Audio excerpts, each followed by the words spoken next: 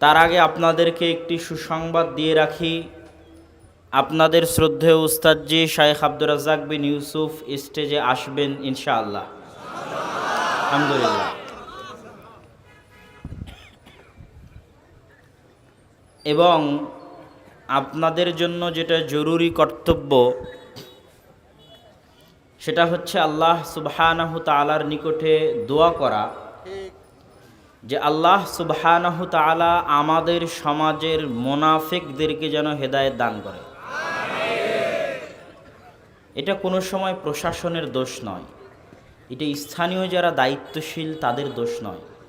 আমি পলিটিক্স বুঝি, আমিও অনেক প্রোগ্রাম আয়োজন করেছি। এবছর 3টে প্রোগ্রাম আয়োজন করেছি। সালাফি কনফারেন্স ডাঙ্গিপাড়া পবা রাজশাহী, সালাফি কনফারেন্স রূপগঞ্জ নারায়ণগঞ্জ, সালাফি কনফারেন্স তেঘরা বিরল দিনাজপুর। এগুলো ছোটোখাটো প্রোগ্রাম নয়, বড় বিশাল প্রোগ্রাম। তো আপনারা যে যে সমস্যার মুখোমুখি হন, আমরা ওই একই সমস্যার মুখোমুখি হই, একই সমস্যা। তো এই জন্য এই কাজের পথঘাট, রাস্তাঘাট, কি সমস্যা, কি কাহিনী, এটা আমি 2 মিনিট কথা বললেই বুঝতে পারি। তো আপনাদের এখানে আজকে আব্দুর রাজ্জাক বিন ইউসুফ সাহেব বক্তব্য দিবেন না, এটা প্রশাসনিকও কোনো নিষেধাজ্ঞা নয়, এটা স্থানীয় যারা দায়িত্বশীল চেয়ারম্যান সাহেব, মেম্বার সাহেব, তাদেরও কোনো নিষেধাজ্ঞা নয়, কারোই আন্তরিকতার অভাব নাই। সমস্যা হচ্ছে আপনাদের মতো এরকম আপনাদের মধ্যে বসবাস করা মুনাফিকরা। বুঝতে পেরেছেন? এটা আমি ক্লিয়ার হলাম। কোনো সমস্যা নেই, কোনোই সমস্যা নেই। আমার এবং আপনার মধ্যে যে সমস্ত মুনাফিক বসবাস করে, এই সমস্ত মুনাফিকেরা আপ্রাণ চেষ্টা করেছে যেন আজকে আব্দুর রাজ্জাক বিন ইউসুফ বক্তব্য দিতে না পায়।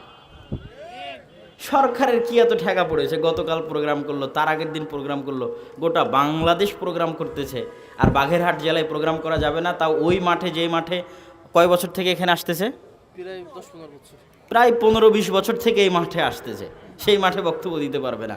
এটা কি বিশ্বাস করা যায়? আপনাদের কাছে কি মনে হয় বিশ্বাসযোগ্য? বিশ্বাসযোগ্য না। তাহলে সমস্যা অন্য জায়গায়, প্রশাসনেও সমস্যা নয়, স্থানীয় দায়িত্বশীল সমস্যা নয়। আমার এবং আপনার মতো যারা মুসলমান, শুধু মুসলমান নয়, আহলে হাদিস, যারা হিংসার কারণে, বিদ্বেষের কারণে শাইখ আব্দুর রাজ্জাক বিন ইউসুফকে অন্তর থেকে মেনে নিতে পারে না, যে উনি যে বক্তব্যের মধ্যে বলেন যে উনি কচুর পাতার পানি, ওনার টাকা পয়সা নাই, ওনার সংগঠন নাই, ওনার দল নাই, তো কিছুই নাই, তো এত বড় মাদ্রাসা কিভাবে করলো? তাহলে আমরা এত কিছু চেষ্টা করার পরও সেরকম করতে পারি না। সে একজন ব্যক্তি হিসেবে দল নাই, সংগঠন নাই, লোকজন নাই, কিচ্ছু নাই, নিজেকে কচুর পাতার পানি পরিচয় দেয়। তারপরেও আল্লাহ সুবহানাহু ওয়া তাআলা তার হাত দিয়ে 50 বিঘা জমির উপর পূর্বাচল, ঢাকার মেইন কেন্দ্র, তার আশেপাশে আহলুল হাদিসদের জন্য এত বড় বিশাল সম্পদের ব্যবস্থা করে দিয়েছেন, যেখানে 200 শতক জমির উপর 7 থেকে 10 হাজার মুসল্লি সালাত আদায় করতে পারবে। এরকম বাংলাদেশের বৃহত্তম মসজিদের উদ্বোধনও হয়েছে, যেখানে ভবিষ্যতে আন্তর্জাতিক মানের ইসলামী বিশ্ববিদ্যালয় গড়ে উঠবে ইনশাআল্লাহ। তো এগুলো সব কার দয়ায় হয়? আল্লাহর দয়ায়। সেই দিনও দিনাজপুর কনফারেন্সে কি ওনার নাম, শেখ আকরামুজ্জামান বিন আব্দুস সালাম হাফিজাহুল্লাহ, উনিও বললেন যে একদল ছেলে গজল পাঠ করছিল, তার মধ্যে তারা বলছিল যে আব্দুর রাজ্জাক বিন ইউসুফ তার মেধা পরিশ্রম দিয়ে এত কিছু করছে। তখন আকরামুজ্জামান বিন আব্দুস সালাম উঠে বললেন যে আব্দুর রাজ্জাক বিন ইউসুফ তার মেধা পরিশ্রম দিয়ে নয়, বরং তিনি আল্লাহর উপর ভরসা করে চলেন, আল্লাহর দয়ায় এগুলো করতেছেন, আল্লাহর রহমতে এগুলো করতেছেন। সব কার দয়া? আল্লাহ সুবহানাহু ওয়া তাআলার দয়া। তো আজকে যে পরিস্থিতির সম্মুখীন, একই পরিস্থিতির সম্মুখীন দিনাজপুরেও হয়েছিলাম। দিনাজপুরেও প্রোগ্রামের অনুমতি পাওয়া যাচ্ছে না, যাবে না, এরকম একটা পরিবেশ। তো এরকম একটা পরিবেশের মধ্যে এরকম স্থানীয় যারা দায়িত্বশীল, তাদের সাথে এক প্রকার মুখোমুখি অবস্থানের মতো। তারপরে একটা পর্যায়ে আল্লাহ সুবহানাহু ওয়া তাআলা এমনভাবে পরিবেশ ঘুরিয়ে দিলেন, পাল্টিয়ে দিলেন, যে সরাসরি মন্ত্রী, উনি প্রতিমন্ত্রী, কি বিষয়ক প্রতিমন্ত্রী আমার এই মুহূর্তে মনে পড়ছে না, তো খালেদ মাহমুদ ওনার নাম, দিনাজপুর আসনের এমপি, বাংলাদেশ সরকারের স্বরাষ্ট্র প্রতিমন্ত্রী হতে পারে। তো খালেদ মাহমুদ সাহেব উনি নিজে বললেন যে আমি আব্দুর রাজ্জাক বিন ইউসুফের সালাফি কনফারেন্সে উপস্থিত হব ইনশাআল্লাহ। তো প্রোগ্রামের অনুমতিও হয়ে গেল এবং উনিও আগ্রহের সাথে আসলেন। আর ওনাকে পাশে বসিয়ে রেখে আমি বক্তব্য দিলাম যে বাংলাদেশের মাটিতে জঙ্গিবাদ এবং সন্ত্রাসের বিরুদ্ধে যাদের বক্তব্য সবচেয়ে বলিষ্ঠ কণ্ঠস্বরে আছে তাদের মধ্যে একজন আব্দুর রাজ্জাক বিন ইউসুফ। আর আমাদের এমন কোনো কার্যক্রম নাই যে কার্যক্রম গোপন, যা করি সব দিনের আলোর মতো দেখা যায়, পরিষ্কার পরিচ্ছন্ন। আর আমাদের এমন কোনো কার্যক্রম নাই, আমরা বিশ্বাসই করি না সরকারের বিরুদ্ধে বিদ্রোহে এবং সরকারের বিরুদ্ধে পরিবেশ নষ্ট করার এই কাজে আমরা বিশ্বাসই করি না, সরকার যেই থাক। এরকম না যে আজকে একজন সরকার আছে কালকে আরেকজন আসবে আর আমাদের স্ট্যাটাস পরিবর্তন হবে, এরকম না। সরকার যেই থাক তার বিরুদ্ধে বিদ্রোহ এবং তার বিরুদ্ধে পরিবেশ নষ্ট করা এটা আমরা করি না, করব না। আমরা কি করি? আমরা করি নাসিহা, উপদেশ, আমরা দিই পরামর্শ। এমনকি যখন তাদের নিকটে যাই তখনও নাসিহা দিই, যখন তাদের কাছে যাই তখনও তাদেরকে পরামর্শ দিই। এবং এরকম দু একটা ঘটনা আমি এক অনুষ্ঠানে এরকম এক প্রোগ্রামে শুনিয়েছিলাম, যেটা আপনারা অনেকেই ফেসবুক ইউটিউবে দেখে থাকবেন। তো আজকের কথার সারমর্মে চলে আসি, সেটা হচ্ছে আজকে বাঘেরহাট রাজপাট স্কুল মাঠে শায়েখ আব্দুর রাজ্জাক বিন ইউসুফের প্রোগ্রাম করতে দিচ্ছে না কারা বলেন তো? জোরে বলেন কারা? মুনাফেকেরা। কারা? মুনাফেকেরা, যারা আমাদের সাথে এই সমাজে বসবাস করে। আল্লাহ সুবহানাহু তাআলা যেন এই সমস্ত মুনাফিকদেরকে হেদায়েত দান করেন, আমিন। এটা আমি স্পষ্ট ক্লিয়ার বুঝে আসলাম। এক এক 2 ঘন্টার আলাপ আলোচনা, কথাবার্তা, পরিবেশ, মানুষের ফেসের দিকে তাকালে বোঝা যায়, মানুষের কথার স্টাইল দেখলে বোঝা যায়। তো পরবর্তীতে যদি আপনারা প্রোগ্রাম আয়োজন করেন, বাঘেরহাট হোক, রাজপাট হোক, খুলনা হোক, তাহলে আগে চেষ্টা করবেন, প্রশাসনিক কোনো সমস্যা নেই, প্রশাসনিক সমস্যা হলে আমিও আপনাদেরকে সহযোগিতা করব, যেমন আজকে সহযোগিতা করেছি। আজকে এখানকার যারা আয়োজক, যারা আব্দুর রাজ্জাক বিন ইউসুফকে এখানে দাওয়াত দিয়েছে, তাদেরকে আমি আজকে সহযোগিতা করেছি প্রশাসনিক কোনো সমস্যা থাকলে সেটা সমাধান করার ক্ষেত্রে। প্রশাসন বলতে কোনটা বোঝায়? প্রশাসন বলতে স্থানীয় এমপি, মন্ত্রী, চেয়ারম্যান, এটা প্রশাসন নয়।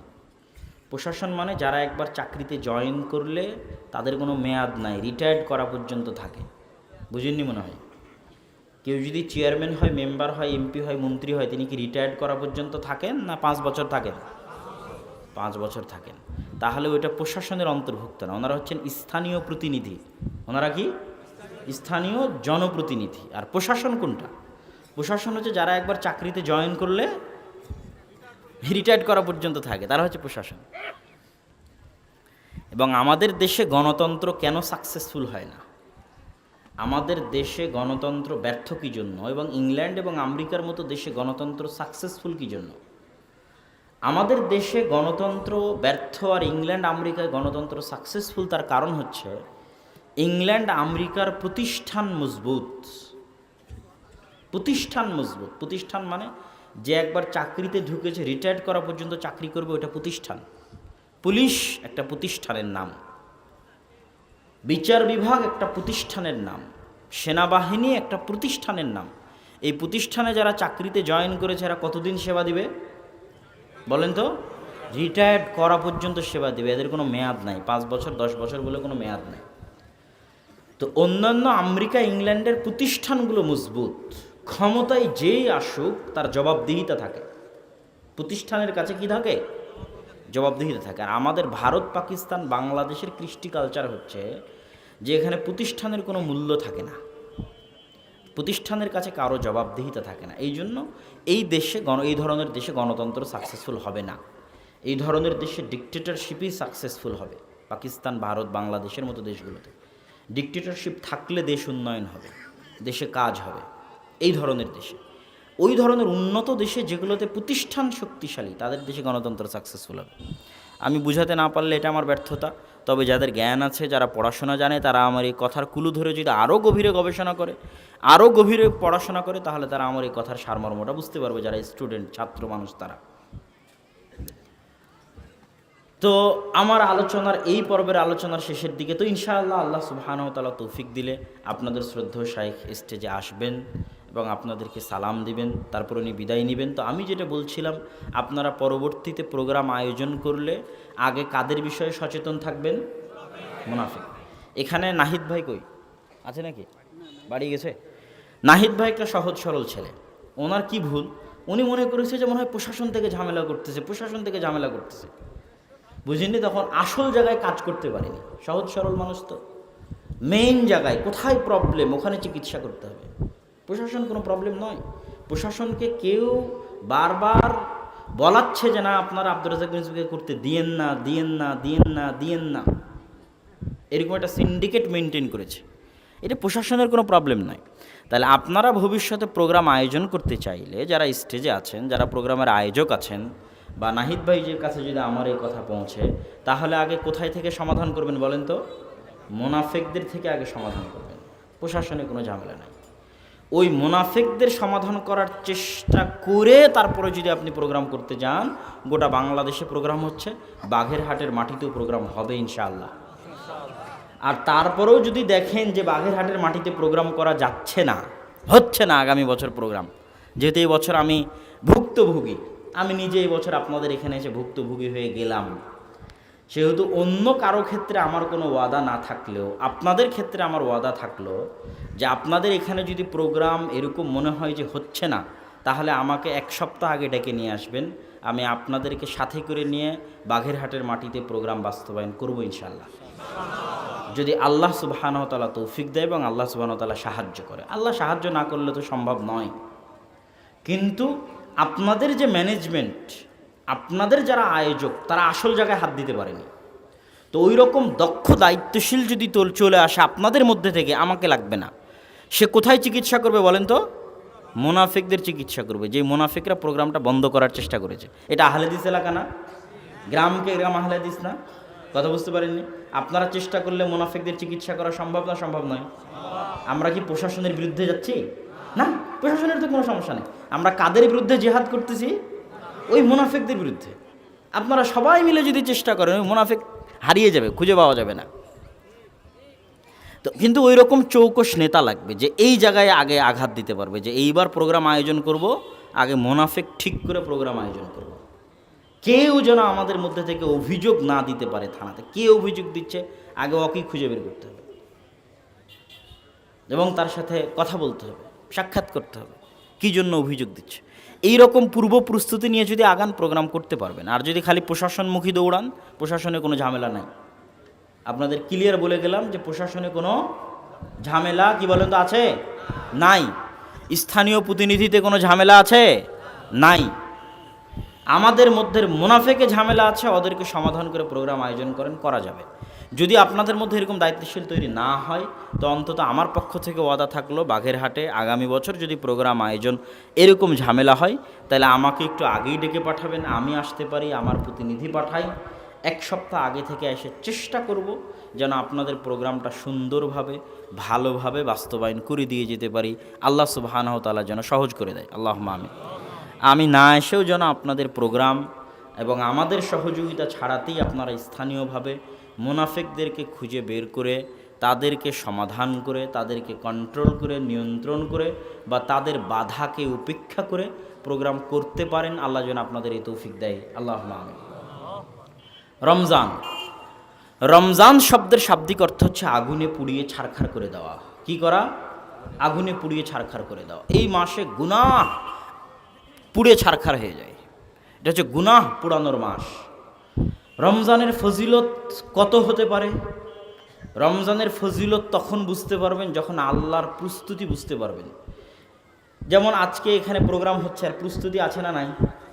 লাইট দেখলে, রাস্তাঘাট সাজানো দেখলে, স্টল দেখলে, প্যান্ডেল দেখলে বোঝা যাচ্ছে এখানে প্রোগ্রাম হচ্ছে। এর চেয়ে বড় ইভেন্ট যদি হয়, প্রধানমন্ত্রী যদি আসে, তো আরও দূর থেকে বোঝা যাবে, লাইট, আলোকসজ্জা, বাতি, রাস্তাঘাট একাকার, বোঝা যাবে যে কে আসতেছে? প্রধানমন্ত্রী আসতেছে। তো এখন কে আসতেছে আমাদের সামনে? রমজান মাস আসতেছে। কে আসতেছে? রমজান মাস। তো রমজান মাস আসতেছে, তো রমজান মাসের সৃষ্টিকর্তা কি প্রস্তুতি নিচ্ছে? কি প্রস্তুতি নিচ্ছে রমজান মাসের সৃষ্টিকর্তা? ইদা দাখালা রমাদান ফুতিহাত আবওয়াবুস সামা। কোন মাস আসছে? রমজান মাস আসছে। কোন মাস আসতেছে? রমজান মাস আসতেছে। আসমানের দরজা খুলে দাও। আল্লাহু আকবার। কার প্রস্তুতি? আল্লাহর প্রস্তুতি। ফুতিহাত আবওয়াবুল জান্নাহ। কোন মাস আসতেছে? রমজান মাস আসতেছে। রমজান, জান্নাতের সব দরজা খুলে দাও। কার আদেশ? আল্লাহর আদেশ। আল্লাহু আকবার। কোন মাস আসতেছে? রমজান মাস আসতেছে। গুল্লিকাত আবওয়াবুন নার। জাহান্নামের সব দরজা বন্ধ করে দাও। রমজান মাস আসতেছে। আল্লাহু আকবার। ওয়াসুলসিলাতিশ শায়াতিন। কোন মাস আসতেছে? রমজান মাস আসতেছে। আরে রমজান মাস আসতেছে, সব শয়তানকে শৃঙ্খলাবদ্ধ করো। অর্ডার আল্লাহর। আল্লাহু আকবার। কোন মাসের সম্মানে? কোন মাসের সম্মানে? রমজান মাসের সম্মানে। তো রমজান মাসের এত সম্মান কি জন্য? এক মাসের আশাতে আল্লাহ আসমানের দরজা খুলে দিচ্ছেন, জান্নাতের দরজা খুলে দিচ্ছেন, জাহান্নামের দরজা বন্ধ করে দিচ্ছেন, শয়তানকে শৃঙ্খলাবদ্ধ করছেন। এত প্রস্তুতি কি জন্য? শাহরু রমাদান আল্লাযী উনজিলা ফীহিল কুরআন। রমজান ওই মাস যেই মাসে কি অবতীর্ণ হয়েছে? কোরআন। তো আল্লাহ পবিত্র কোরআনে রমজানের ফজিলত বর্ণনা করবে, যে রমজানের ফজিলত। তো রমজানের ফজিলত বর্ণনা করতে গিয়ে বলছে, তোমরা কি জানো রমজান কোন মাস? রমজান ওই মাস। শাহরু রমাদান আল্লাযী উনজিলা ফীহিল কোরআন। তোমরা কি জানো রমজান কোন মাস? রমজান ওই মাস যেই মাসে পৃথিবীর সর্বশ্রেষ্ঠ গ্রন্থ কোরআন অবতীর্ণ হয়েছে। আল্লাহ, কি জন্য? কোরআনের আবার কি ফজিলত যে কোরআনের ফজিলতে রমজান সর্বশ্রেষ্ঠ হয়ে গেল? তাওরাত কালামুল্লাহ নয়, ইনজিল কালামুল্লাহ নয়, জাবুর কালামুল্লাহ নয়, আল্লাহর বাণী নয়। এই মাইক আল্লাহর সৃষ্টি জীব, আমরা আল্লাহর সৃষ্টি জীব, জিন আল্লাহর সৃষ্টি জীব। সারা পৃথিবীতে যা কিছু আছে মাহফিস সামাওয়াতি ওয়াল আরজ, সব আল্লাহ সুবহানাহু ওয়া তাআলার সৃষ্টি জীব। কিন্তু কোরআন আল্লাহর সৃষ্টি নয়, কোরআন আল্লাহর সিফাত। কোরআন কি? আল্লাহর সিফাত, গুণ। আল্লাহ কথা বলতে পারেন, মুতাকাল্লিম, ইয়াতাকাল্লাম। আল্লাহর কথার আওয়াজ আছে, আল্লাহ কথা বলতে পারেন, কথা বলেন, এটা আল্লাহর গুণ। আল্লাহর বলা কথাকে, যেটা আল্লাহ সুবহানাহু ওয়া তাআলার জাতের অংশ, সত্তার অংশ, পবিত্র কোরআনে লিপিবদ্ধ করা হয়েছে। আল্লাহু আকবার। তাহলে কোরআনটা আল্লাহর সৃষ্টি নয়, কোরআনটা আল্লাহর জাতের অংশ, সত্তার অংশ, আল্লাহ সুবহানাহু ওয়া তাআলার সিফাত, আল্লাহ সুবহানাহু ওয়া তাআলার বলা কথা, আল্লাহ সুবহানাহু ওয়া তাআলার বলা বাণী। তাওরাত আল্লাহর বলা কথা ছিল না, ইনজিল আল্লাহ সুবহানাহু ওয়া তাআলার বলা কথা ছিল না, জাবুর আল্লাহ সুবহানাহু ওয়া তাআলার বলা কথা ছিল না, বাইবেল আল্লাহ সুবহানাহু ওয়া তাআলার বলা কথা ছিল না। স্বাভাবিক হাদিসের মতো ওহী ছিল। হাদিস কি ওহী নয়? কি বলেন, হাদিস কি ওহী নয়? কিন্তু হাদিস কি আল্লাহর বাণী? হাদিস কি আল্লাহর সিফাত? আল্লাহর সিফাত নয়। আল্লাহ রাসূলের মুখ দিয়ে বের হয়েছে, কিন্তু ওহী কে পাঠিয়েছে? আল্লাহই পাঠিয়েছে। কিন্তু কোরআনের পার্থক্যটা কোথায়? কোরআন আল্লাহর সিফাত, আল্লাহর গুণ। আল্লাহ কথা বলেন, সেই কথা লেখা আছে কোরআনে। তো রমজান মাসের ফজিলত বর্ণনা করতে গিয়ে আল্লাহ বলছেন, জানো রমজান কোন মাস? রমজান এত শ্রেষ্ঠ মাস কি জন্য? রমজানের সম্মানে জান্নাতের দরজা খুলে দিলাম, রমজানের সম্মানে আসমানের দরজা খুলে দিলাম, রমজানের সম্মানে জাহান্নামের দরজা বন্ধ করে দিলাম, রমজানের সম্মানে শয়তানকে শৃঙ্খলাবদ্ধ করলাম। জানো রমজানের সম্মান এত কি জন্য? শাহরু রমাদান আল্লাযী উনজিলা ফীহিল কোরআন। আরে রমজান তো ওই মাস যেই মাসে কোরআনের মতো সর্বশ্রেষ্ঠ কিতাব নাজিল হয়েছে। ইন্না আনজালনাহু ফী লাইলাতুল কদর ওয়া মা আদরাকা মা লাইলাতুল কদর। আমি অবতীর্ণ করেছি লাইলাতুল কদরে কোরআন। তোমরা কি জানো লাইলাতুল কদর কোন রাত? খায়রুম মিন আলফি শাহর। হাজার মাস ইবাদত করার চাইতে উত্তম এক রাতে ইবাদত করার নেকি। আল্লাহু আকবার। কিন্তু জানো লাইলাতুল কদর এত সর্বশ্রেষ্ঠ কি জন্য? হাজার মাসের ইবাদতের চাইতে উত্তম বানিয়ে দিলাম এক মাসের ইবাদতকে। কি জন্য? ইন্না আনজালনাহু ফি লাইলাতুল কদর, এই কোরআন যে লাইলাতুল কদরে অবতীর্ণ করেছি। আল্লাহু আকবার। তাহলে রমজান সর্বশ্রেষ্ঠ কিসের জন্য? কিসের জন্য জোরে বলেন? লাইলাতুল কদর সর্বশ্রেষ্ঠ রাত কিসের জন্য? কোরআনের জন্য। কিসের জন্য? ওই রাতে কি অবতীর্ণ হয়েছে? কোরআন অবতীর্ণ হয়েছে। মুহাম্মদ সাল্লাল্লাহু আলাইহি ওয়াসাল্লাম সর্বশ্রেষ্ঠ নবী কি জন্য? কোরআন কার উপর অবতীর্ণ হয়েছে? মুহাম্মদ সাল্লাল্লাহু আলাইহি ওয়াসাল্লামের উপর। আমরা সর্বশ্রেষ্ঠ উম্মত কি জন্য? এই কোরআন এই উম্মতের উপর অবতীর্ণ হয়েছে। তাহলে রমজানের শ্রেষ্ঠত্ব কোরআনের বরকত, লাইলাতুল কদরের শ্রেষ্ঠত্ব কোরআনের বরকত, মুহাম্মদ সাল্লাল্লাহু আলাইহি সাল্লামের শ্রেষ্ঠত্ব কোরআনের বরকত, উম্মতে মুহাম্মাদের শ্রেষ্ঠত্ব কোরআনের বরকত। গোটা রমজান মাস পার হয়ে গেল, একদিনও কোরআন পড়ল না। কিসের ফজিলত আর কিসের কি? যেই মাস সর্বশ্রেষ্ঠ হয়েছে কার বরকতে? কিসের? পবিত্র কোরআন অবতীর্ণ হয়েছে। কোরআনের বরকতে বরকত মণ্ডিত হয়ে ওই মাস কি হয়েছে?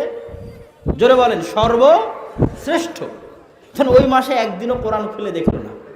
তাহলে রমজানে পালন করা আর না পালন করা সমান।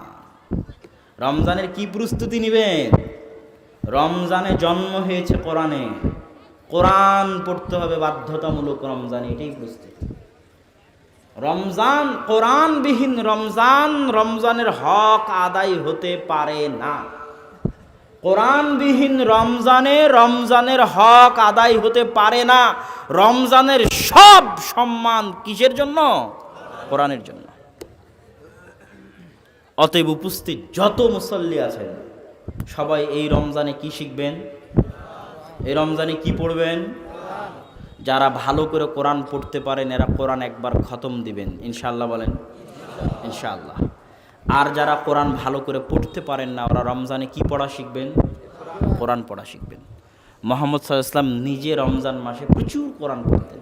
কেন? রমজানে কার জন্ম হয়েছে? কোরআন এসেছে রমজানে।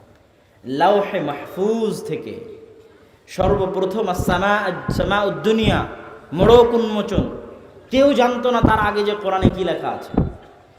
রাসূল সাল্লাল্লাহু আলাইহি ওয়াসাল্লামের উপরে এসেছে দীর্ঘ 23 বছর, কিন্তু লাউহে মাহফুজ যেখানে সংরক্ষিত ছিল ওই সংরক্ষিত জায়গা থেকে সামাউদ দুনিয়া ফেরেশতার দায়িত্বে একবারে যে অবতীর্ণ হওয়াটা লাউহে মাহফুজ থেকে শেষের আসমানে নিচের আসমানে ফেরেশতার দায়িত্বে মোড়ক উন্মোচন, যার আগে ফেরেশতা জানতো না কোরআনে কি লেখা আছে,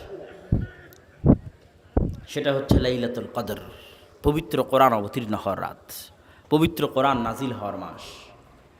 আর কোরআনের সবচেয়ে ভয়ঙ্কর জিনিস কি জানেন? আজকে আপনি ঈশার সালাতের সুন্নাত পড়লে নেকি পাবেন, না পড়লে কি গুনাহ হবে? গুনাহ হবে? হবে না।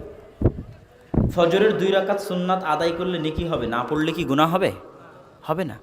এখন আপনি যদি বলেন কোরআন পড়লে প্রত্যেক হরফে 10 নেকি, না পড়লে কোনো সমস্যা নাই, কথা কি এরকম? এরকম না। কোরআন খুব ভয়ঙ্কর, খুবই ভয়ঙ্কর। রাসূল সাল্লাল্লাহু আলাইহি ওয়াসাল্লাম বলছেন, আল কোরআনু হুজ্জাতুন লাকা আও হুজ্জাতুন আলাইকা। কোরআন যদি পড়ো তোমার পক্ষে কথা বলবে, আর কোরআন যদি না পড়ো চুপ থাকবে না, কিয়ামতের মাঠে তোমার বিরুদ্ধে কথা বলবে যে হে আল্লাহ, এই মুসলমান তার ঘরে কোরআন ছিল, কোরআনে 1000 বার চুমা দিয়েছে, বুকে লাগিয়েছে, আমাকে একবারও খুলে পড়ে দেখেনি, দিনকে দিন পার হয়ে গেছে, মাসকে মাস পার হয়ে গেছে, একবারও তোমার বাণী খুলে পড়ে দেখেনি, একে জাহান্নামে দিয়ে দেন। চুপ থাকবে না, অসম্ভব। খুবই ভয়ঙ্কাল্লাম ইয়াউমাল কিয়ামাহ, কিয়ামতের মাঠে এই গ্রন্থ কথা বলবে। ইশাফাআন, আল্লাহর দরবারে সুপারিশ করবে। সিয়াম কথা বলবে, কোরআন কথা বলবে। সিয়াম বলবে আল্লাহ মানাতুহু আনিত তুআমি ওয়াশ শাহওয়াত, আমি এই ব্যক্তিকে খাদ্যদ্রব্য এবং শাহওয়াত থেকে বিরত রেখেছিলাম। কোরআন বলবে আল্লাহ আমি এই ব্যক্তিকে রাতের ঘুম থেকে বিরত রেখেছিলাম। আল্লাহ এই দুইজনের শাফাত শুনে ওই ব্যক্তিকে জান্নাতে দিয়ে দিবেন। আর যদি কোরআন না পড়ে তাহলে কোরআন বিপক্ষে কথা বলবে, চুপ থাকবে না। অতএব খুব ভয়ঙ্কর। আপনার বাড়িতে যদি কোরআন থাকে আর আপনি যদি কোরআনের কথা শুনে থাকেন তাহলে বিপদে পড়েছে। যার উপর দয়া যত বেশি তার পরীক্ষা তত বেশি। আপনাকে সর্বশ্রেষ্ঠ গ্রন্থ দিয়ে আপনাকে সর্বোত্তম উম্মত বানানো হয়েছে, কিন্তু সর্বশ্রেষ্ঠ গ্রন্থ যদি মূল্যায়ন না করেন তো আপনার বিপদ তত বেশি। আপনাকে আল্লাহ সুবহানাহু ওয়া তাআলা ভালোবাসে, তাই আপনাদের উপর কোরআন দিয়েছে, উম্মতে মুহাম্মাদের জন্য কোরআন দিয়েছে। এটা আল্লাহর দয়া, নেয়ামত। কিন্তু এত বড় নেয়ামত পেয়েছেন, মূল্যায়ন করলেন না, বিপদ তত বেশি। ওমর রাদিয়াল্লাহু তাআলা আনহু বাইতুল মুকাদ্দাস বিজয়ের জন্য যাচ্ছেন। কোন বাইতুল মুকাদ্দাস? যেই বাইতুল মুকাদ্দাসের দাবিদার ইহুদি, যেই বাইতুল মুকাদ্দাসের দাবিদার খ্রিস্টান, যেই বাইতুল মুকাদ্দাসের দাবিদার মুসলমান। পৃথিবীতে এত বড় কনফ্লিক্টওয়ালা জায়গা যে একটা জায়গার পবিত্রতার দাবিদার পৃথিবীর তিনটা বৃহৎ ধর্মের মানুষ হবে, এরকম আর দ্বিতীয় কোনো জায়গা নাই বাইতুল মুকাদ্দাস ছাড়া।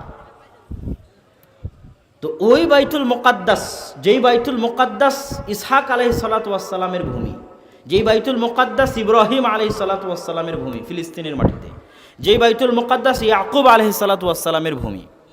ইয়াকুব আলাইহিস সালামের পরে ইউসুফ আলাইহিস সালাম যখন মিশরে চলে আসলেন, তখন পুরো বংশ ফিলিস্তিন ছেড়ে দিয়ে মিশরে চলে আসলো। এবার 300-400 বছর পর মুসা আলাইহিস সালাম পালিয়ে যাচ্ছেন না, উনি পালিয়ে যাচ্ছেন না, উনি যাচ্ছেন বাইতুল মুকাদ্দাস দখল করতে, বিজয় করতে। মিশর ছেড়ে আদি ভূমি, পিতৃভূমি, বাপ দাদার ভূমি। মুসা আলাইহিস সালামের বাপ দাদা হচ্ছে ইউসুফ, ইয়াকুব, ইসহাক, ইব্রাহিম। ওই যে ইউসুফ আলাইহিস সালাম সবাইকে নিয়ে মিশরে চলে গেল, তার 300-400 বছর পর মুসা আলাইহিস সালাম আসতেছে। তো মুসা আলাইহিস সালাম মিশর থেকে পালিয়ে যাচ্ছেন, উনি আসলে বাইতুল মুকাদ্দাস পিতৃভূমি, মাতৃভূমি, বাপদাদার ভূমিতে যাচ্ছেন, ইলাল আরদিল মুকাদ্দাসা। মুসা আলাইহিস সালাম এত ভালোবাসতেন ফিলিস্তিনকে, বাইতুল মুকাদ্দাসকে, যে যখন আল্লাহ মুসা আলাইহিস সালামকে আদেশ দিলেন, যাও বাইতুল মুকাদ্দাসে আমালেকা গোত্ররা আছে, এই আরজুল মুকাদ্দাসা পবিত্র ভূমি আল্লাহ তোমার এবং তোমার বানু ইসরায়েলের জন্য লিখে দিয়েছে। শক্তিশালী আমালেকা গোত্র আছে, ওদের সাথে জিহাদ করে দখল করতে হবে। মুসা আলাইহিস সালাম বলল, উম্মাত, তোমাদের উপর আল্লাহ আদেশ দিয়েছে বাইতুল মুকাদ্দাস জিহাদ করে উদ্ধার করতে হবে। তখন মুসা আলাইহিস সালামের উম্মতেরা বলল যে আপনি জানার, আপনার আল্লাহ জান, যায় জিহাদ করেন, আমরা যেতে পারবো না। ইযহাব আনতা ওয়া রাব্বুকা ফাকাতিলা, আপনি যান, আপনার আল্লাহ গিয়ে যুদ্ধ করেন, এদের সাথে যুদ্ধ করা আমাদের পক্ষে সম্ভব নয়। অনেক নিমক হারাম জাতি ছিল বানু ইসরাইল। তো মুসা আলাইহিস সালাম মনের দুঃখে ওই যে বাপদাদার ভূমি ফিলিস্তিনে যেতে পারলেন না। বুখারীর হাদিস পড়ছি, মুহাম্মদ সাল্লাল্লাহু আলাইহি সাল্লাম বলছেন যে মুসা আলাইহিস সালাম আল্লাহর নিকটে দোয়া করলেন, আল্লাহ আমার মৃত্যুটা বাইতুল মুকাদ্দাসের এত নিকটে দান করেন যেন বাইতুল মুকাদ্দাস থেকে এটা ঢিল মারলে আমার কবরে এসে পড়ে। বুখারীর হাদিস। আল্লাহু আকবার। এবার মুহাম্মদ সাল্লাল্লাহু আলাইহি সাল্লাম আবার নিজে বলছে যে শোনো, আমি যদি এখন তোমাদেরকে নিয়ে ফিলিস্তিনের মাটিতে থাকতাম তাহলে দেখাতাম কোথায় মুসা আলাইহিস সালামের কবর আছে। আল্লাহু আকবার। বুখারীর হাদিস পড়ছে আপনাদের সামনে। তো এই বাইতুল মুকাদ্দাস সেই বাইতুল মুকাদ্দাস, ওই বাইতুল মুকাদ্দাস বিজয় করার জন্য আমিরুল মুমিনিন, খলিফাতুল মুসলিমিন, অর্ধজাহানের শাসক ওমর ইবনুল খাত্তাবকে ডেকে পাঠানো হয়েছে যে বাইতুল মুকাদ্দাস জেরুজালেম ওল্ড সিটি, পুরাতন জেরুজালেমের পাদ্রী বলছে যদি মুসলমানদের খলিফাতুল মুসলিমিন আসে তাহলে আমরা জেরুজালেমের চাবি তার হাতে দিয়ে দিব, না হলে দিব না। তার আগে 2-3 মাস থেকে 4,000-4,500 মুজাহিদ গোটা ফিলিস্তিন জেরুজালেম ঘেরাও করে রেখেছে। তো চিঠি লিখে পাঠিয়েছে সাহাবী ওমর রাদিয়াল্লাহু তাআলা আসতেছেন, এখন ছিঁড়া জামা, তালি, টুটা ফাটা জামা গায়ে। আবার যে বিখ্যাত ঘটনা আপনারা জানেন, যখন উনি জেরুজালেমের নিকটবর্তী তখন ওনার রাখাল উটের পিঠে আর উনি দড়ি ধরে টানতেছেন। তো গোটা জেরুজালেমবাসী অপেক্ষা করতেছে যে অর্ধজাহানের শাসক ওমর ইবনুল খাত্তাব আসতেছে, খলিফাতুল মুসলিমিন আমিরুল মুমিনিন আসতেছে। তো মুসলমান সেনাপতিরা তাড়াতাড়ি দৌড়ে গিয়ে ওমর রাদিয়াল্লাহু তাআলা আনহুকে বলতেছে, সব বড় বড় সাহাবী, যে ওমর রাদিয়াল্লাহু তাআলা আনহু, এই যে খ্রিস্টানদের সামনে আপনি অর্ধজাহানের শাসক আমিরুল মুমিনিন খলিফাতুল মুসলিমিন, আপনি যেভাবে আসতেছেন আমাদের তো মান সম্মান ইজ্জত সব শেষ হয়ে গেল। একটু ভালো পোশাক পরে যদি আসতেন, উটের পিঠে থাকতেন, আপনি নিজে উটের দড়ি ধরে টানতেছেন, পোশাক আপনার ছিঁড়ে ফাটা টুটা ফাটা, আমরা তো ছোট হয়ে গেলাম এই খ্রিস্টানদের চোখের সামনে। আমরা কত আরমান করে আশা নিয়ে বসে আছি যে আমাদের আমিরুল মুমিনিন খলিফাতুল মুসলিমিন আসতেছে। তখন উমর রাদিয়াল্লাহু তাআলা আনহু বললেন, এই কথাটা মনে রাখবেন, এটা কোরআনের সাথে সম্পৃক্ত। শোনো শোনো হে রাসূল সাল্লাল্লাহু আলাইহি ওয়াসাল্লামের সাহাবীরা, শোনো হে মুসলমানেরা, আমার মতো উমর মরুভূমির রাখাল ছিল, মরুভূমির রাখাল। লা ইজ্জাত লানা, আমাদের কোনো সম্মান ছিল না, কোনো মর্যাদা ছিল না, কোনো শক্তি ছিল না, কোনো ক্ষমতা ছিল না। আজ মরুভূমির রাখালকে অর্ধ জাহানের শাসক বানিয়েছেন আল্লাহ। আজ মরুভূমির রাখালকে বিশাল সম্মান দিয়েছেন আল্লাহ। আজ মরুভূমির রাখালকে বিশাল ক্ষমতা দাপট দিয়েছেন আল্লাহ সুবহানাহু ওয়া তাআলা। এই যে আমার মতো নাচিজকে, আমার মতো মরুভূমির রাখালকে অর্ধ পৃথিবীর খলিফা বানিয়ে দিলেন, শাসক বানিয়ে দিলেন, এত সম্মান দিলেন, এগুলো একটা ওই জামা কাপড়ের জন্য নয়, এগুলো একটা ওই উটের পিঠে চড়ে আসার জন্য নয়, এগুলো সব কোরআনের বরকতে। আল্লাহ, সব কিসের বরকতে? কোরআনের। তোমরা যতই উন্নত জামা কাপড় পরো, আর যতই সাজগোজ করে আসো, আর যতই গাড়ির বহর নিয়ে আসো, কোরআনকে যেই দিন অবহেলা করবে, কোরআনকে যেদিন অবহেলা করবে, কোরআন সেই দিন পারমাণবিক শক্তির মালিক হলেও অন্তর ভয়ে থরথর করে কাঁপবে, তোমাদের জন্য অপমান সুনিশ্চিত। হ্যাঁ, পারমাণবিক শক্তির মালিক হলো অপমান সুনিশ্চিত। নয় বাংলাদেশ পারমাণবিক শক্তির মালিক, পাকিস্তানের পারমাণবিক শক্তি আছে, কিন্তু কোরআনকে যদি অবমূল্যায়ন করো, যত ক্ষমতা থাক, যত সৈন্যবাহিনী থাক, যত সাজসজ্জা থাক, পৃথিবীতে তোমরা সম্মান পাবে না, অপমান অপদস্থ তোমাদের জন্য সুনিশ্চিত। কোরআন পড়ো, কোরআনের বরকতে বরকতমণ্ডিত হও। কয়জন মুসলমান আজ কোরআন পড়েছে? আপনারা কয়জন আজকে কোরআন তেলাওয়াত করেছেন? গোটা বাংলাদেশে আজ কয়জন মানুষ কোরআন তেলাওয়াত করেছে? কয়জন মানুষ কোরআনের বরকতে বরকতমণ্ডিত হয়েছে? এই জাতির জন্য যদি অপমান সুনিশ্চিত না হয়, তাহলে কাদের জন্য অপমান সুনিশ্চিত? কাদের জন্য? আর আজ থেকে 20-30 বছর আগে যেই জাতি মানুষ হয়েছে, যেই প্রজন্ম মানুষ হয়েছে, তারা অন্তত মক্তবে কোরআন শিখেছে। আর এই প্রজন্ম তো kindergarten school, KG school, English medium school, BRAC school করতে করতে এই প্রজন্মের কেউ কোরআন পড়াই জানে না। তাহলে এই প্রজন্ম তো কোরআনের বরকতের ছোঁয়াতেই নাই। তাহলে আপনাদের জায়গা একটু সম্মান আছে, কোরআনবিহীন এই প্রজন্মের সম্মান থাকবে? আপনি কি বলেন, থাকবে? ওই জাহাঙ্গীরনগর বিশ্ববিদ্যালয় থেকে পিএইচডি করা, মাস্টার্স করা হোক, আর ঢাকা বিশ্ববিদ্যালয় থেকে পিএইচডি করা, মাস্টার্স করা হোক, যারা বড় বড় লেকচার দেয়, বড় বড় লেকচার, নিজের নামের আগে মুসলমান আছে, বড় বড় লেকচার, তাদেরকে বলে দিবেন স্পষ্ট ভাষায় যে তারা যে বড় বড় লেকচার দেয়, যদি বাংলাদেশে এখন যতগুলো মানুষ কোরআন পড়ে, কোরআন মানে, কোরআন জানে, এই কোরআনের বরকত যদি বাংলাদেশে না থাকে, তো ওরা যতই নামের আগে মুসলমান থাক, ওদের ভাগ্যে এত অপমান থাকবে। যতই উদারতা দেখাক, যত উদারতা দেখাতে দেখাতে দেখাতে দেখাতে হিন্দুদের সাথে মিলে যাবে। বুঝতে পারেননি যে আমি উদার, আমার কোনো সমস্যা নাই, কোনো সমস্যা নাই, আমি উদার। উদারতা দেখাতে দেখাতে হিন্দু, ইহুদি, খ্রিস্টান সবার সাথে মিলে যাবে। তারপরও ভাগ্যে কি লেখা থাকবে? অপমান। কি লেখা থাকবে? কোনোদিন ইজ্জত পাবে না। যেটা ঘটেছিল কাদের ক্ষেত্রে জানেন? সোভিয়েত ইউনিয়নে যে সমস্ত মুসলমান দেশ ছিল, উজবেকিস্তান, কাজাখস্তান, তুর্কমেনিস্তান, ওই অঞ্চলের যে সমস্ত মুসলমানেরা মনে করেছিল যে আমরা কমিউনিস্টদের সাথে সাথ দিব উদার হয়ে, ওরা কমিউনিস্টদের সাথে সাথ দিতে দিতে পা চাটতে চাটতে চাটতে চাটতে অনেক বড় পর্যায়ে যাওয়ার পরও, আরও বড় পর্যায়ে যাওয়ার পরও দেখবে যে ওদেরকে বিশ্বাস করতেছে না। বলতে এই শালার গায়ে মুসলমানের রক্ত আছে, এর গায়ে কিসের রক্ত আছে? মুসলমানের। একই বিশ্বাস করা যাবে না। যতই অনুগত্য দেখা, অপমান সুনিশ্চিত। বড় বড় সোভিয়েত ইউনিয়নের আমলে বড় বড় কেজিবির, বড় বড় গোয়েন্দা সংস্থার সদস্য মুসলমান, সম্মান পায়নি, ইজ্জত পায়নি। যত ওদের অনুগত্য দেখিয়েছে, তারপর সম্মান ইজ্জত পায়নি, পাবেন।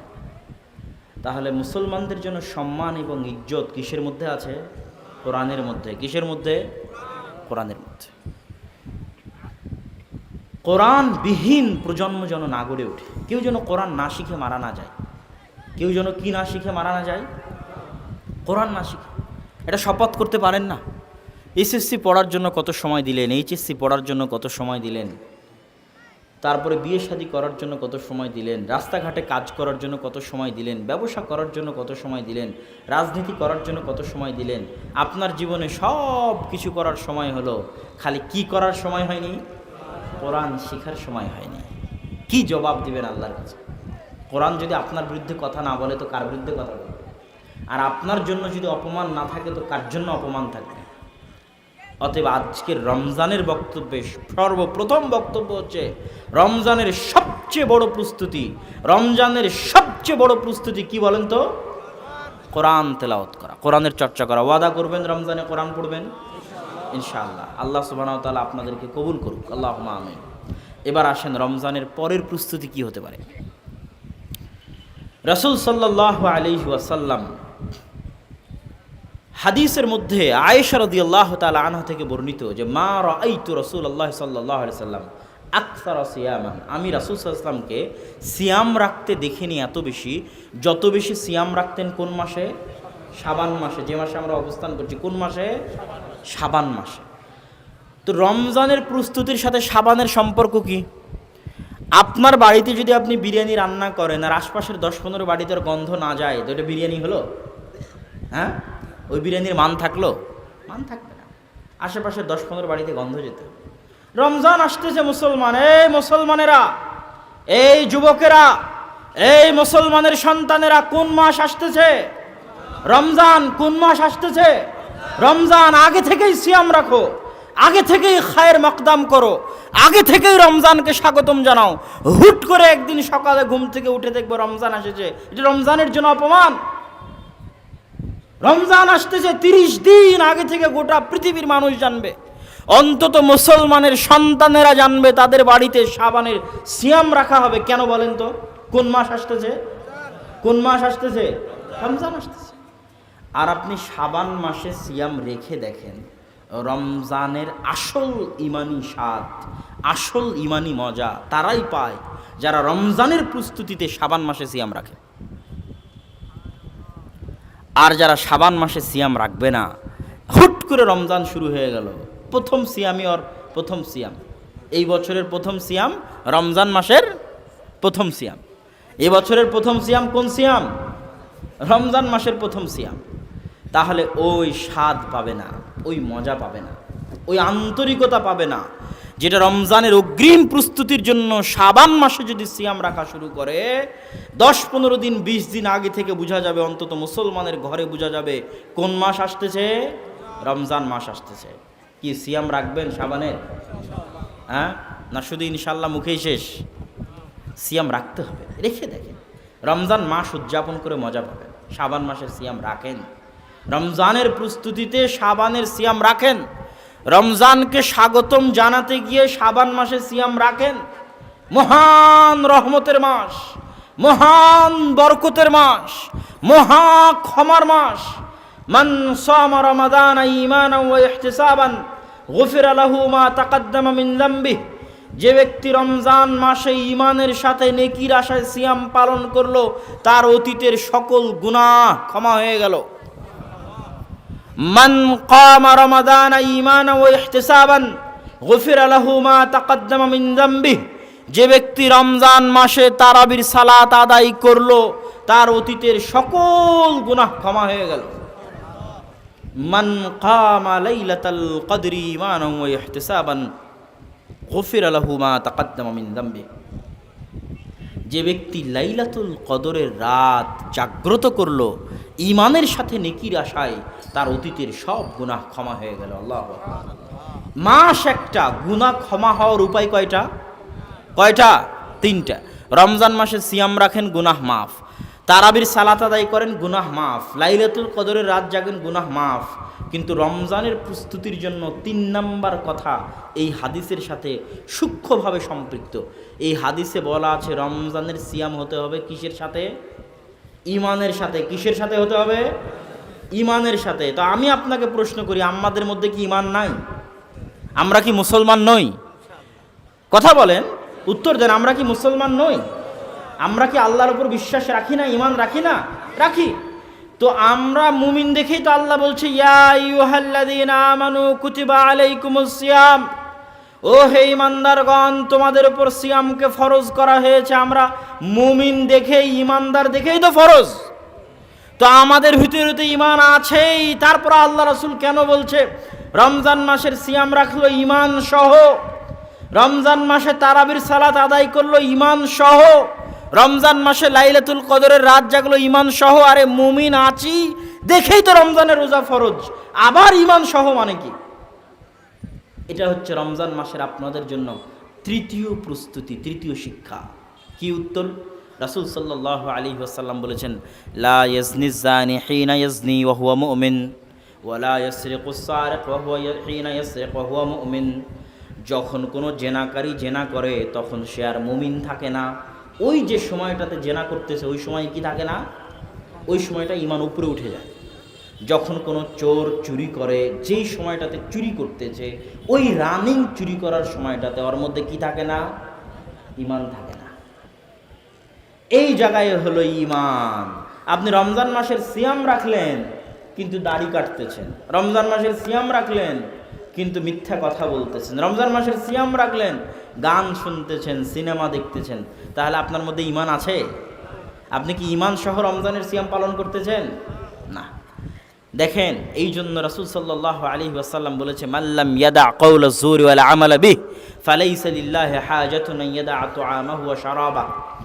যে ব্যক্তি রমজান মাসে সিয়াম রাখার পরেও খারাপ কথা, খারাপ কাজ পরিত্যাগ করতে পারলো না, তার না খেয়ে থাকার, পিপাসার্ত, ক্ষুধার্ত থাকার সরিষা সম পরিমাণ প্রয়োজন আল্লাহর নাই।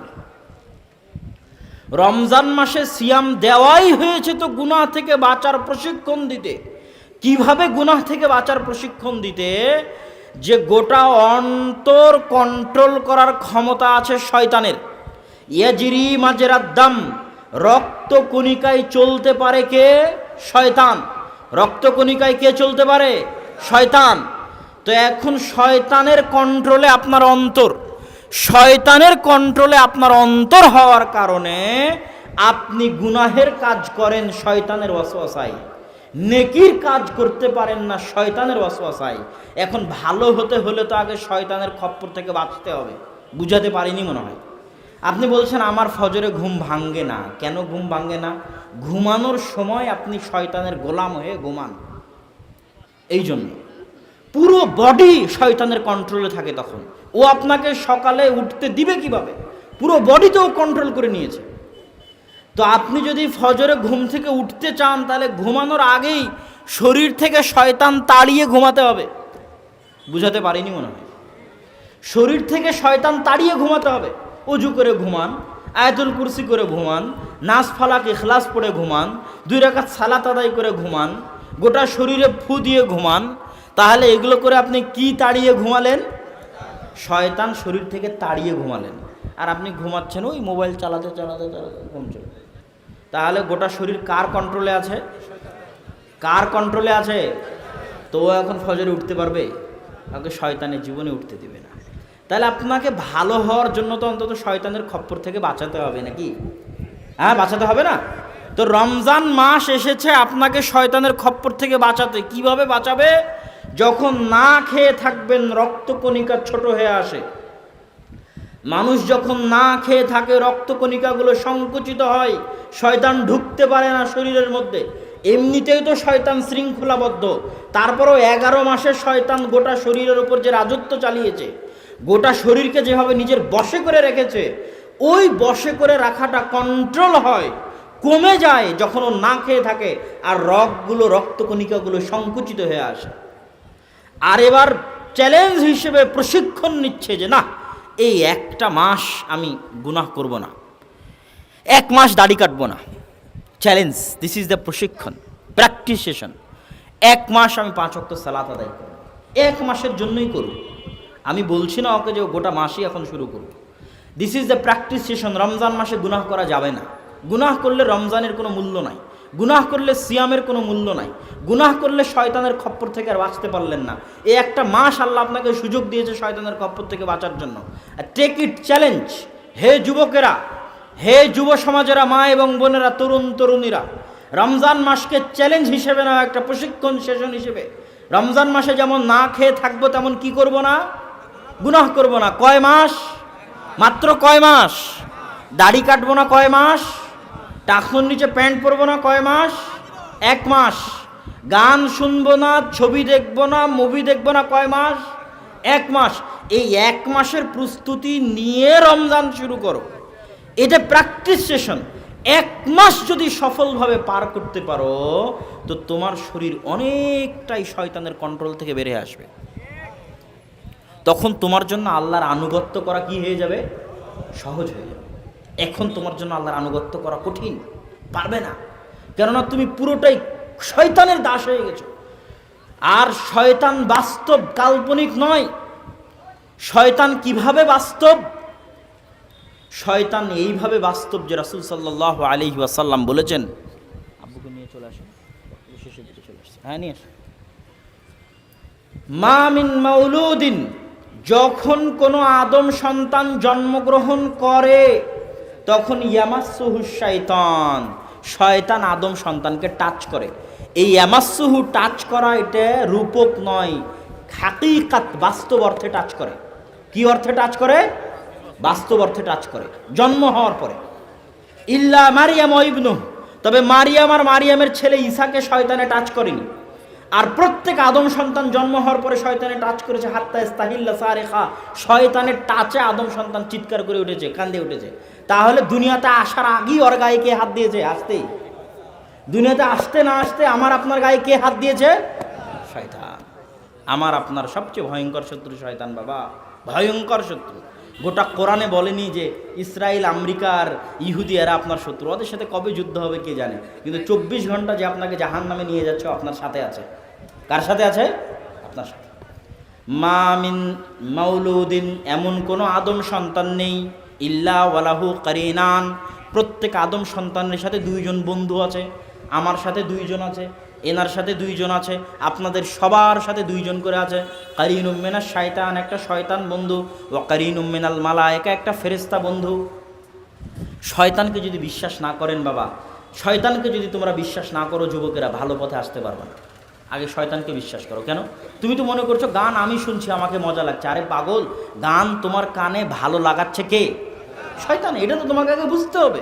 তুমি যদি মনে করো আমার ভালো লাগার জন্য শুনছি, তো কোনোদিন হেদায়েত পাবে না, কোনোদিনই হেদায়েত পাবে না। গান শুনো, কিন্তু কি মনে করে শোনো? ভালো লাগাচ্ছে কে? যুইয়িনা লাহুম, শয়তান সুন্দর করে পেশ করে। প্রত্যেক গুনাহের কাজকে কে সুন্দর করে পেশ করে? শয়তানে সুন্দর করে পেশ করে। ইবনুল কাইয়িম রাহিমাহুল্লাহ বলছেন, প্রত্যেক যে কানের কাছে, প্রত্যেক যে কানে শয়তান বসে আছে, ওই শয়তান বসে থাকা অবস্থায় আমাকে আপনাকে শয়তানে ভালো লাগায় গান শুনতে। তো যেই কানে শয়তান দীর্ঘদিন বসে থেকে গানের আওয়াজ শুনতে ভালো লাগিয়েছে, ওই কানের কাছে যখন মরার সময় কালেমা পড়া হয়, ওই কান তখন কালেমাকে ঘৃণা করে। নাউজুবিল্লাহ। খুব ভয়ঙ্কর। এটি ইবনুল কাইয়িম রাহিমাহুল্লাহর কথা, খুবই ভয়ঙ্কর। বলছে যেই কান মুতাআউযিদ, অভ্যস্ত হয়ে গেছে কোন কিসের আওয়াজ শুনতে? কিসের আওয়াজ? গানের আওয়াজ। ওই কানের কাছে যখন মরার সময় যদি কালেমা পড়া হয়, তো কালেমার আওয়াজকে আর ঘৃণা লাগে, অপছন্দ লাগে, পড়ার ভাগ্য হয় না কালেমা। ওতে মরার আগে গান থেকে তওবা করতে হবে। তো কি বলছিলাম যুবক? শয়তান বাস্তব, শয়তান কাল্পনিক চরিত্র নয়, দিস ইজ দ্য রিয়াল। এটা একটা বাস্তব চরিত্র। যদি তোমরা গেম খেলো, তাহলে ওখানে যদি ভিলেন না থাকে তো যুদ্ধ করে কী লাভ? রেজাল্ট দিয়ে কী লাভ? মানুষকে সৃষ্টি করে যদি মানুষকে পথভ্রষ্ট করার কেউ না থাকে, জান্নাত জাহান্নাম দিয়ে কী লাভ? মানুষকে সৃষ্টি করার পরে আল্লাহ ভিলেন দিয়ে দিয়েছে, পথভ্রষ্ট করার শক্তি দিয়ে দিয়েছে মানুষকে। তখন শয়তান শপথ করে বলছে, ওয়ালা উযিল্লান্নাহুম ওয়ালা উমান্নিয়ান্নাহুম ওয়ালা আমুরান্নাহুম, আমি শয়তান শপথ করে বলছি আদম সন্তানকে পথভ্রষ্ট করবই করব। আদম সন্তানের সামনে থেকে সিরাতে মুস্তাকিমে যেতে বাধা দিব, আদম সন্তানের বাম থেকে সিরাতে মুস্তাকিমে যেতে বাধা দিব, আদম সন্তানের ডান থেকে সিরাতে মুস্তাকিমে যেতে বাধা দিব, আদম সন্তানের পিছন থেকে সিরাতে মুস্তাকিমে যেতে বাধা দিব। ওকে সিরাতে মুস্তাকিমে চলতেই দিব না। এটা আমি শয়তান, আমার ওয়াদা। আর এই ওয়াদার পিছনে শয়তান রাত দিন পরিশ্রম করতেছে। আর মহাসমুদ্রে ইবলিস তার আসন নিয়ে বসে আছে এবং গোটা পৃথিবীর সব গুনাহের কাজ পর্যবেক্ষণ করতেছে। এবং আমাদের আমাদের দেশে ইবলিস, আপনারা তো হাদিসটা জানেন যে ইবলিস কোন গুনাহে সবচেয়ে খুশি হয় বলেন তো?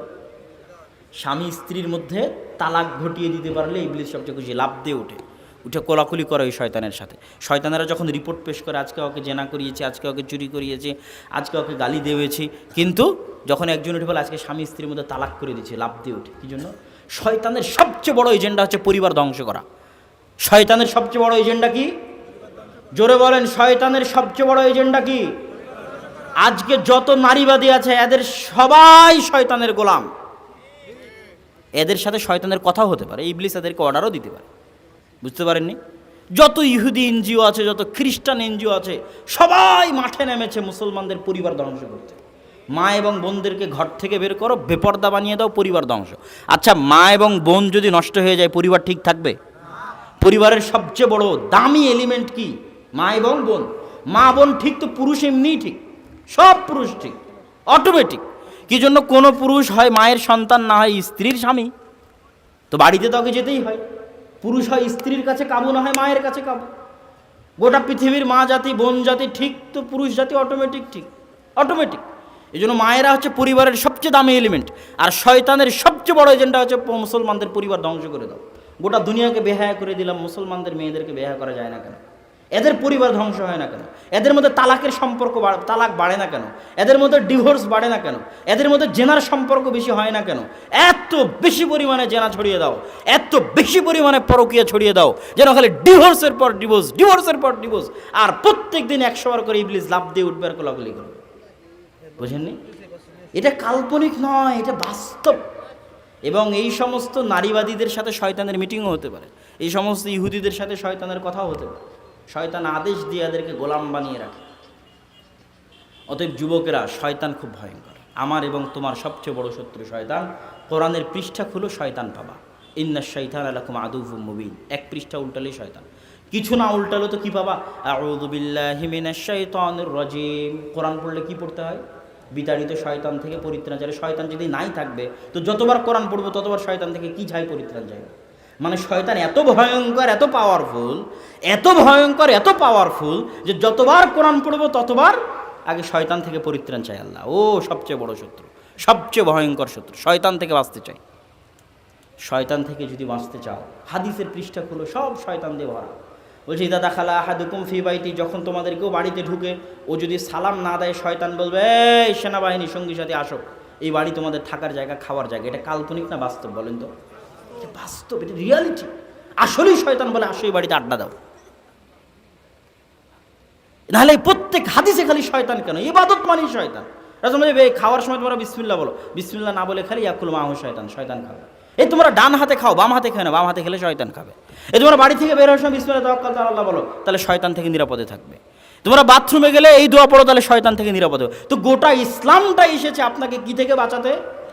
তো আপনি এখন শয়তানই বিশ্বাস করেন না, তো বাঁচবেন কি? অতএব আগে কিসে বিশ্বাস করতে হবে?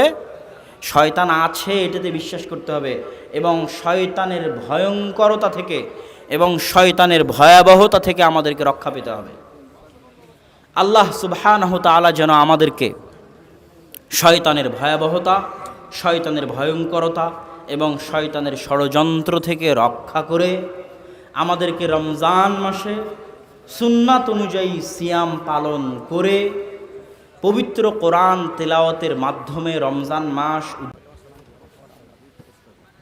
আসসালামু আলাইকুম। সম্মানিত উপস্থিতি, আপনারা বসে আছেন। আল্লাহ আমাদের দোয়া হয়তো অনেক উত্তেজিত হয়েছিলেন, অনেক আবেগ দেখাতে চেয়েছিলেন। আল্লাহ আমাদের কবুল করেছেন। তাই আমাদের সামনে আসছেন। আসসালামু আলাইকুম। আল্লাহকে খুব দোয়া করছি, আল্লাহ আমাকে এটা জানেন। আমি রাজীব ভাবনির গুনাহবিহীন রমজান মাস উদযাপন করে শাবান মাসের সিয়াম রাখার মাধ্যমে রমাজানের প্রস্তুতি নেওয়ার তৌফিক দান করুক আল্লাহুম্মা আমিন। বক্তব্যের সারমর্ম একটু আবারও শুনেন মনোযোগ সহকারে। এক, রমজানের প্রস্তুতিতে 3টে জিনিস। 1 নাম্বার কি? শাবান মাসে কি করতে হবে? একটু জোরে বলেন, শাবান মাসে কি করতে হবে? সিয়াম রাখতে হবে। রমজানের প্রস্তুতিতে 2য় জিনিস, গুনাহ করা যাবে না। 1টা মাস, যুবকেরা, তরুণীরা, 1টা মাস। কয় মাস? মোবাইল বন্ধ করে দাও, কথা বলিও না, মেসেজ দিও না। 1 মাস। This is the training session, take it challenge. এটি রমজানের প্রস্তুতি। 3 নাম্বার, গোটা রমজানে যদি কোরআন না পড়ো তো রমজান আর রমজান থাকলো? রমজানের সম্মান কি থেকে আসছে? রমজানের সম্মান কি থেকে আসছে? রমজান সর্বশ্রেষ্ঠ, কোরআন অবতীর্ণ হয়েছে তাই। লাইলাতুল কদর সর্বশ্রেষ্ঠ, কোরআন অবতীর্ণ হয়েছে তাই। মুহাম্মদ সাল্লাল্লাহু আলাইহি ওয়াসাল্লাম সর্বশ্রেষ্ঠ, কোরআন তার উপর আসছে তাই। উম্মতে মুহাম্মাদি সর্বশ্রেষ্ঠ, কোরআন তার উপর আসছে তাই। রমজান সর্বশ্রেষ্ঠ মাস, কোরআন অবতীর্ণ হয়েছে তাই। লাইলাতুল কদর সর্বশ্রেষ্ঠ, কোরআন অবতীর্ণ হয়েছে তাই। কোরআনই পড়ল না সারা রমজান মাসে, তাহলে রমজান আর কি থাকলো? তাহলে 3 নাম্বার হচ্ছে কোরআন অবশ্যই রমজান মাসে পড়তে হবে। আর সর্বশেষ যেটা বললাম যে 4 নাম্বার কি, রমজান মাস আপনাকে শয়তানের খপ্পর থেকে বাঁচানোর একটা চান্স দিতে আসছে। যখন না খেয়ে থাকে মানুষ, তখন রক্তকণিকা কি হয়? সংকুচিত হয়। ইবনুল কাইয়িম বলছেন না খেয়ে থাকলে রক্তকণিকা সংকুচিত হয়। আল্লাহ রাসূল বলেছেন ইয়াজরি মাজরাদ দাম, শয়তান রক্তকণিকায় প্রবেশ করতে পারে। যখন মানুষ না খেয়ে থাকে, রক্তকণিকা সংকুচিত হওয়ার কারণে শয়তান ওই মধ্যে প্রবেশ করতে পারে না। আর যে 11 মাস শয়তানের প্রভাব ছিল, ওটা না খেয়ে থাকার কারণে কমতে থাকে। আর যত বেশি পরিমাণে আমরা খাবো, তত বেশি শয়তান ইয়াজরি মাজরাদ দাম, তত বেশি প্রশস্ত থাকে, তত বেশি শয়তান ঢুকতে পারে। আর তখন আমাদের শরীরের উপর শয়তানের কন্ট্রোল ক্ষমতা প্রতিষ্ঠিত হয়। তখন আমরা সবাই শয়তানের গোলাম হয়ে যাই। তো 4 নাম্বার কি, আল্লাহ যেন আমাদেরকে কার গোলামি থেকে রক্ষা করে? শয়তানের গোলামি থেকে রক্ষা করে। আর যাওয়ার সময় কিছুই না নিয়ে যেতে পারলে মাসিকাল ইলতিসাম নিয়ে যাবেন। দেখেন, এরকম প্রোগ্রাম আজ হলো, কাল বন্ধ হয়ে যেতে পারে, পারে না? পারে না। কিন্তু আপনার সাথে আমার যোগাযোগের মাধ্যম কি? মাসিকাল ইলতিসাম। ওটা কি বাধা দিতে পারছে? ওটা তো পারছে না। এটা আপনার আন্তরিকতা। তাহলে আপনাদেরকে এটা চ্যালেঞ্জ হিসেবে নিতে হবে যে তোমরা আব্দুর রাজ্জাক বিন ইউসুফের প্রোগ্রাম করতে দিবা না, আব্দুর রাজ্জাক বিন ইউসুফের পত্রিকাতে গোটা বাঘের হাট পরিপূর্ণ করে দেবো ইনশাআল্লাহ। বলেন, তোমরা আব্দুর রাজ্জাক বিন ইউসুফের প্রোগ্রাম করতে দিবা না, আব্দুর রাজ্জাক বিন ইউসুফের বই দিয়ে গোটা বাঘের হাটের সব ঘর পরিপূর্ণ করে দেবো ইনশাআল্লাহ। বলেন, এটা চ্যালেঞ্জ, এটা চ্যালেঞ্জ হিসেবে নাও যুবকেরা। প্রোগ্রাম বন্ধ হয়েছে তো কি হয়েছে? এই রাস্তা তো খোলা আছে না? নাই? আচ্ছা, এটা প্রতি মাসে আমরা বের করছি পরিশ্রম করে। সুতরাং তাদের আসল প্রতিবাদ হচ্ছে এটা ছাড়াও। কই নাহিদ ভাই? কই নাহিদ ভাই আছেন? সবচেয়ে বড় জিহাদ কি বলেন তো প্রোগ্রাম বন্ধের প্রতিবাদে? কয়টা মাসিকাল ইলতিসামের আপনি গ্রাহক? 60টার গ্রাহক। আপনাকে এরকম 1000টার গ্রাহক বানাতে হবে গোটা বাঘেরহাটে। এটাই সবচেয়ে বড় শক্ত জবাব। কি বলেন? তাই এটা তাদের জন্য সবচেয়ে বড় শক্ত জবাব। মাসিকাল ইলতিসাম নিয়ে মাঠে নেমে যান, বই পুস্তক নিয়ে মাঠে নেমে যান, দেখি কত বাধা দেয়। আল্লাহ সুবহানাহু ওয়া তাআলা যেন আমাদের জ্ঞানে, আমাদের লেখায় এবং আমাদের বক্তব্যে বরকত দান করেন, আমিন। এবং যারা বাধা দিচ্ছে তাদেরকে যেন আল্লাহ হেদায়েত দান করেন, আল্লাহ আমিন। আর আমি আবারও সারমর্ম বলছি, দোষ প্রশাসনের? প্রশাসনের দোষ না, প্রশাসনের দোষ না, স্থানীয় প্রতিনিধির দোষ। স্থানীয় প্রতিনিধির দোষ কাদের? আমার এবং আপনার মধ্যে বসবাসরত মুনাফিকদের। আল্লাহ তাদের হেদায়েত দিন। আসসালামু আলাইকুম ওয়া রাহমাতুল্লাহি ওয়া বারাকাতুহু।